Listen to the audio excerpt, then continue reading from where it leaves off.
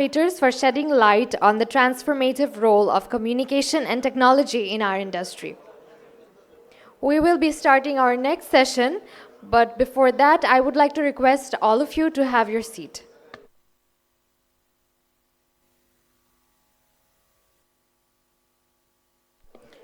Ladies and gentlemen, for our next session, we have an inspiring talk by retired Major General Wahiduzzaman, Managing Director of Construction Mart. He will discuss his journey and insights into strengthening the building materials market in Bangladesh. Please join me in welcoming him to the stage.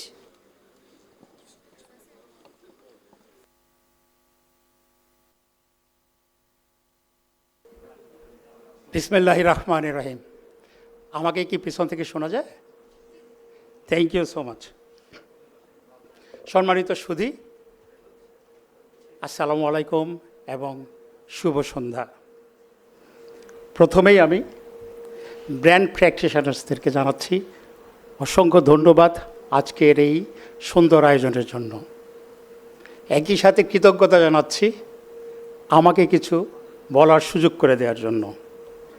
আমি জানি কোনো পরিচিত মুখ নেই এখানে, এটা আমি জানি, এবং আমার কোম্পানি যাকে নিয়ে আমি দাঁড়িয়েছি এটা কোনো পরিচিত কোম্পানি নয়, খুব একটা শিশু, এখনও হাঁটা শিখে নাই।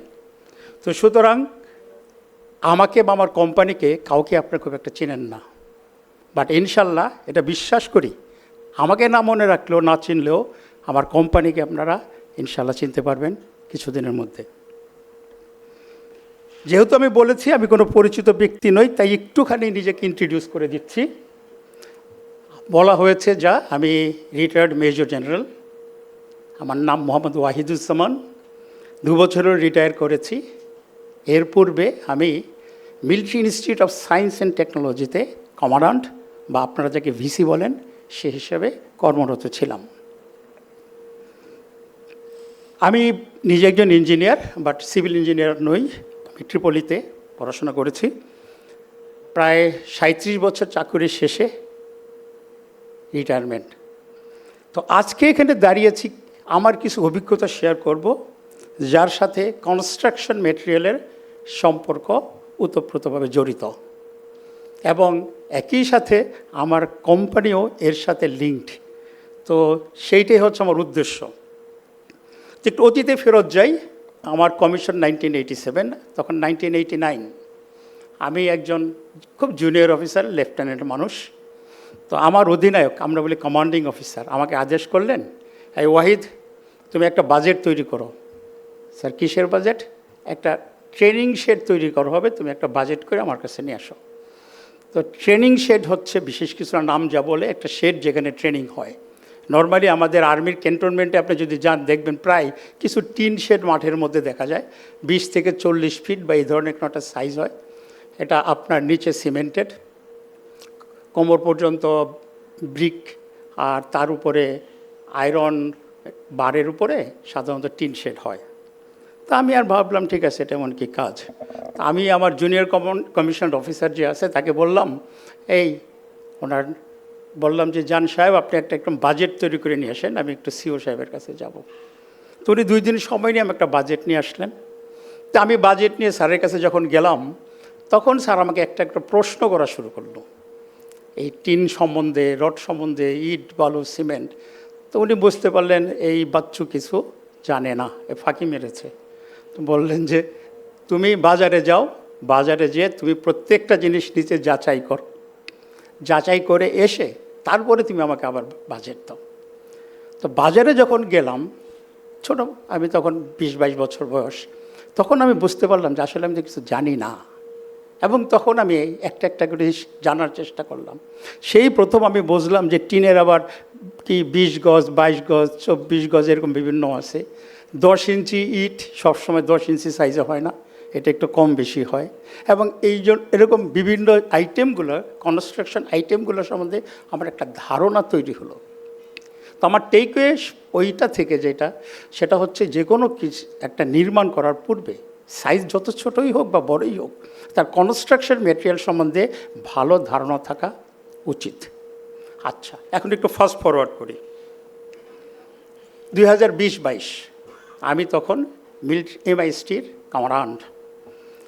একসাথে 3টা টাওয়ার বিল্ডিংয়ের কাজ হচ্ছে, প্রত্যেকটা 15 তলা করে, এবং 3টা প্রতিষ্ঠান কন্ট্রাক্ট পেয়েছে বড়। কিন্তু যতদূর মনে আছে সর্বমোট 67টা কন্ট্রাক্টর অ্যান্ড সাব কন্ট্রাক্টর মিলে কাজ করছিলেন।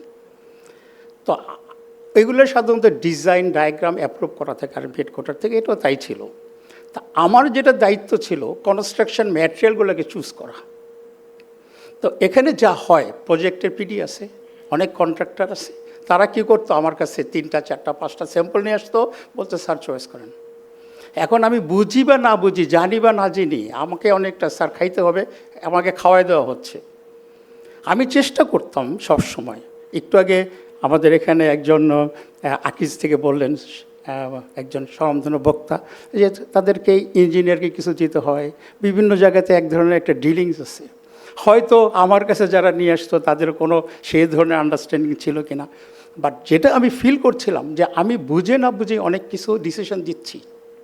আমি নিশ্চিত ছিলাম না যে আইটেমটাই আমি যেটা দিচ্ছি এটাই বেস্ট। আমাদের দুটো ডিপার্টমেন্ট ছিল, সিভিল ইঞ্জিনিয়ারিং ডিপার্টমেন্ট এবং আর্কিটেকচার ডিপার্টমেন্ট। ভাবলাম ওরা অনেক কিছু জানে, তো ফ্যাকাল্টিকে ডাকলাম, এই আমাকে হেল্প করো, বলো কোন ম্যাটেরিয়াল কোনটা ভালো হবে।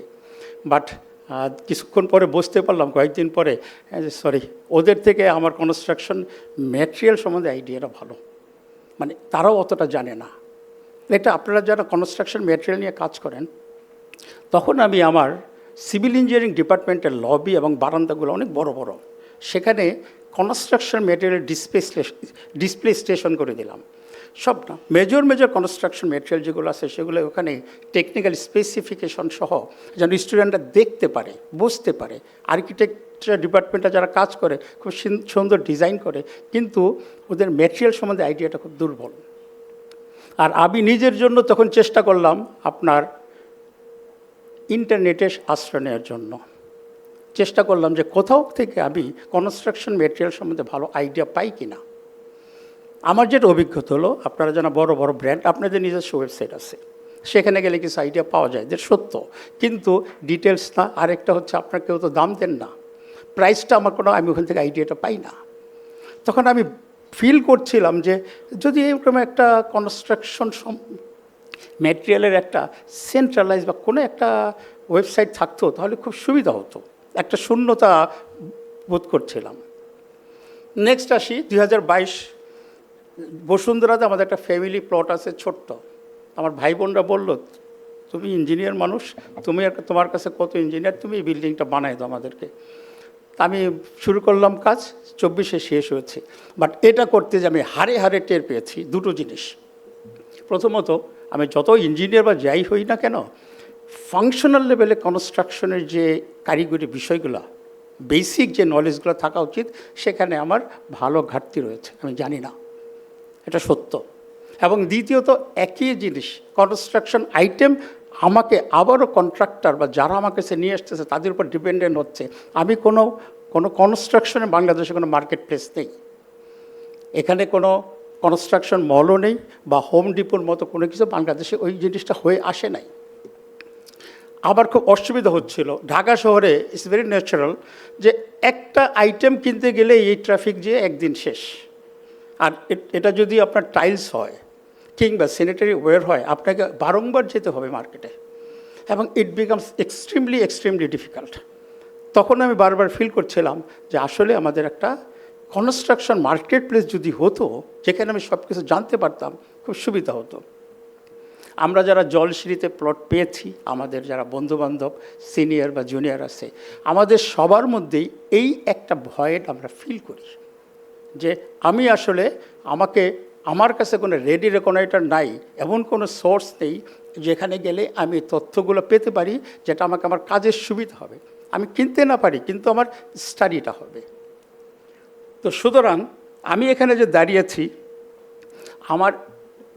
হচ্ছে এই কনস্ট্রাকশন মার্ট একটা কোম্পানির, এটা সম্বন্ধে কিছু কথা বলবো।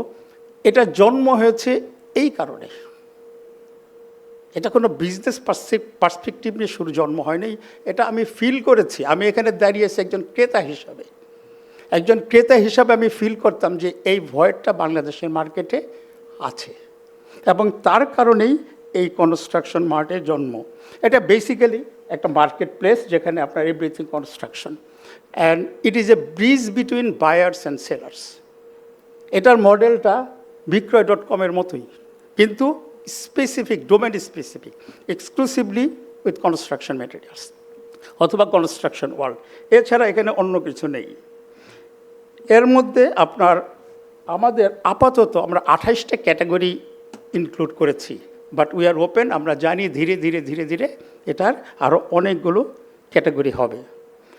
এখন সুবিধা হচ্ছে কি, নির্মাতার যারা বা বায়ার যে, উনি এই সাইটের মাধ্যমে প্রত্যেকটা কনস্ট্রাকশন আইটেমের সম্বন্ধে তার একটা আইডিয়া হচ্ছে, তার তথ্য জানছেন, কিছুটা টেকনিক্যাল স্পেসিফিকেশন যাচ্ছেন, এগুলোর দাম কত জানতে পারছেন, কন্ট্রাক্ট কোথা থেকে কেনা যাবে সবগুলো জানতে পারছেন, কম্পেয়ার করতে পারছেন, এবং ওনার একটা ডিসিশন মেকিং প্রসেসটাকে এটা হেল্প করছে, এবং সে একটা কনক্লুশন আসতে পারে যে তার যে আইটেমগুলো সে কিনবে সেগুলোর দাম কতটুকু হবে এবং কী কী কিনবে। তো this is a tool aid to the buyer. Similarly আমি যদি সেলারের পার্সপেক্টিভে আসি, এটা হচ্ছে প্রথম হচ্ছে আপনি আপনার প্রোডাক্টটাকে এখানে উপস্থাপন করতে পারছেন ডিটেলস সহ, আপনি আপনার ব্র্যান্ডকে প্রমোট করতে পারছেন, এবং সবচেয়ে বড় জিনিস আপনি একটা লার্জ ক্লায়েন্ট বেসকে রিচ আউট করতে পারছেন। কেন লার্জ বলছি আমি একটু পরে দেখাবো যে কেন আমি লার্জ বলছি। আচ্ছা, একই সাথে বলে নেই যে আমরা কি নই। আমরা A valley, B valley, C valley, D valley নই, কোনো স্ক্যাম হিসেবে না। We have come here to stay for a long time. আমরা কোনো রিয়েল এস্টেট ডেভেলপার নই, আমরা কোনো কন্ট্রাক্টর নই, আপনাদের মতো আমরা বিল্ডিং মেটেরিয়ালস ম্যানুফ্যাকচারারও নই। আমরা কি, আমরা আসলে ফেসিলিটেটর।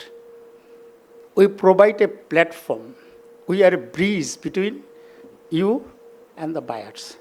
এটা হচ্ছে আমাদের মেইন কাজ। আমাদের মার্কেট রেসপন্সটা কীরকম,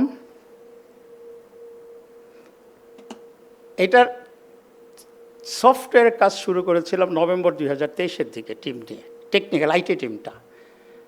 আমার মার্কেটিং টিম রিক্রুট করেছি গত বছরের যে জুন জুলাই থেকে রিক্রুট করা শুরু করেছি। Now believe me, first meeting marketing team সহ এটা হয়েছিল 25শে অগাস্ট। আমি ক্লিয়ারলি মনে আছে, অভ্যুত্থানের পরে দেশ যখন একটু আস্তে আস্তে স্থিতিশীল হচ্ছে, সেই সময় আমাদের মার্কেটিং টিম নিয়ে প্রথম আমার মিটিং। তাহলে আমি যদি বয়স হিসাবে বলি, September, October, November, December and mid January, 4.5 মাস মাত্র আমার বয়স। এই 4.5 মাসের মধ্যে আমার এই মুহূর্তে রেজিস্টার্ড মার্চেন্ট 800+। একটা জিনিস বলি, আমার প্রত্যেকটা মার্চেন্ট কিন্তু আমরা ব্যক্তিগতভাবে পিক করতেছি। সুতরাং রেজিস্টার্ড মার্চেন্ট 800+, এবং আমার অ্যাডস এই মুহূর্তে আপলোড করা আছে 8000+।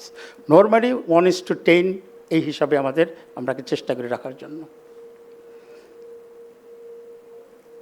অক্টোবর এবং সেপ্টেম্বর মাস, সেপ্টেম্বর অক্টোবরে আমার এসিও টিমের টার্গেট ছিল যে প্রত্যেক মাসে আমি 1500 আপনার ইমপ্রেশন যেন থাকে, ইন্টারনেট ফুটপ্রিন্ট যেন থাকে। আচ্ছা, প্রতিদিন 25-30টা করে যাত্রা শুরু করেছিল। আপনারা যারা সেখানে কাজ করেন, আমার 28 দিনের, এখন 28 দিন তো সবসময় 28 দিনের একটা স্টাডি দেখায়, আমার এই আজকে 28 দিনে ইমপ্রেশন 2 লাখ প্লাস, যেখানে আমার 3-4 মাস আগে এক মাসে আপনার 1500 আমি পাইনি। তার মানে কি, আলহামদুলিল্লাহ, যে আমি একটা ক্লায়েন্টের কাছে রিচ করতে পারছি। আমি যদি আরেকটু সামনে যাই, আপনি যদি গুগল সার্চ দেন, রাইট এট দিস মোমেন্ট আপনি যদি সার্চ দেন যে রড প্রাইস ইন বাংলাদেশ, আলহামদুলিল্লাহ উই আর দ্য নাম্বার 1। আপনি যদি টিনের দেন, tin price in Bangladesh, we are number 1। আপনি যদি ব্রিক প্রাইস ইন বাংলাদেশ দেন, উই আর নাম্বার 1। এইরকম অনেক কিছুতেই হয় নাম্বার 1 অথবা পেজ 1 অথবা সেকেন্ড পেজে এরকম আছি। আশা করি ইনশাল্লাহ এটা আপনাদের শুধু ফ্রন্ট পেজে না, আপনাদের হৃদয়ের কাছেই থাকবে। তো এইরকম একটা জিনিসের বিজনেস মডেলটা কি হবে, এটা একটা ইস্যু। কারণ একটু পরে আসছি। আমার যাত্রা কিন্তু শুরু হয়েছিল ওয়েলফেয়ার কনসেপ্ট থেকে, যে ইউজাররা যারা বায়ার তাদেরকে রিচ করা, তাদেরকে একটা প্ল্যাটফর্ম দেওয়া। এই ওয়েলফেয়ার কনসেপ্টে আমাদের যাত্রা শুরু, বাট এটাও সত্য বেশি ওয়েলফেয়ার করতে গেলে আমাদের বিজনেসের ফেয়ারওয়েল হয়ে যাবে। তো বিজনেস তো ফেয়ারওয়েল করতে দেওয়া যাবে না। তো আমরা যেটা বিশ্বাস করি, আপনারা যেটা বললেন, যদি আমাদের মধ্যে সততা থাকে, সিনসিয়ারিটি থাকে এবং আমরা যে কোয়ালিটি মেনটেন করি, তাহলে ম্যাটার অফ টাইম বিজনেসটা একটা বাই প্রোডাক্ট। আমার কোয়ালিটি ঠিক আছে, বিজনেস হবে ইনশাল্লাহ। তার মধ্যে কিছু প্যাকেজ সাধারণত আমাদের আছে, যেগুলো হচ্ছে মনে করেন billboard ads, banner ads, feature ads, G2G, G2C। But এটুকু আমি আপনাদেরকে বলতে পারবো যে দিজ আর কোয়াইট ফ্রেন্ডলি, এবং আপনারা যারা প্রিমিয়াম ক্লায়েন্ট হবে তাদের জন্য ন্যাচারালি একটুখানি আমরা ফ্রেন্ডলি থাকবো। আর বেশি কথা বলবো না, একটু ভবিষ্যৎ ভাবনার কথা বলি।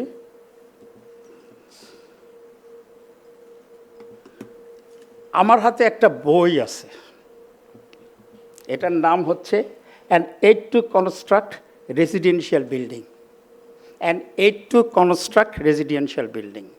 আমি MIST-তে কামারান থাকার সময় আমাদের ইঞ্জিনিয়ারিং টিম নিয়ে DOHS-এর থেকে 200 থেকে 125 অফিসের পর সার্ভে করার পরে এই বইটা তৈরি করেছিলাম। উদ্দেশ্য একটাই, একজন ব্যক্তিগত লেভেলে যদি যখন একটা কনস্ট্রাকশন করেন, তাকে বেসিক কারিগরি জ্ঞানটা দেওয়ার জন্য। একটা বিল্ডিং তৈরি করতে তার জন্য সুবিধা হয়, এই জন্য এই বইটা তৈরি করা। এখনও দেখেন কিন্তু ওয়েলফেয়ার কনসেপ্ট, এবং এটার উদ্দেশ্য না যে সে ইঞ্জিনিয়ার হয়ে যাবে, আর্কিটেক্ট হয়ে যাবে। নো, এটার উদ্দেশ্য উনি যেন ইঞ্জিনিয়ারের ভাষা বোঝে, উনি যেন আর্কিটেক্টের ভাষা বোঝে, তাদের সাথে যেন কমিউনিকেট করতে পারে।